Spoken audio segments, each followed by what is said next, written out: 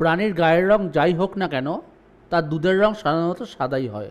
পৃথিবীতে এমন একটি প্রাণী রয়েছে যাদের দুধের রং হয় কালো। প্রাণীদের গায়ের রং নানা রকম হয়, কিন্তু তাদের দুধের রং সাধারণভাবে সাদাই হয়, যদিও তার কয়েকটি ব্যতিক্রম আছে। তবে সেই ব্যতিক্রম একটি প্রাণী এমন রয়েছে যাদের দুধের রং কালো হয়। শুনে অবাক লাগতে পারে, তবে প্রাণীটি যে একেবারেই অচেনা তাও নয়, বরং সকলের খুব চেনা এই প্রাণী যার দুধের রং হয় কালো। আফ্রিকার যে কালো গন্ডার হয় তাদের দুধের রং কালচে হয়। অত্যন্ত কম ফ্যাটযুক্ত এই দুধ কিন্তু তাদের সন্তানদের জন্য স্বাস্থ্যকর। দুই শৃঙ্গযুক্ত এই গন্ডারগুলির দুটি করে শিং থাকে। আফ্রিকায় এই দুই শৃঙ্গ গন্ডারের কথা প্রায় সকলেরই জানা। কালো আফ্রিকান স্ত্রী গন্ডারে তাদের সন্তানদের বড় করতে প্রায় 2 বছর সময় নেয়।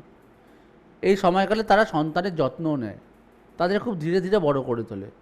আফ্রিকার এই কালো গন্ডারের কালচে দুধ কিন্তু বহু মানুষকে অবাক করে, যদিও পুষ্টিগুণে তা গন্ডার শিশুর জন্য উপযুক্ত।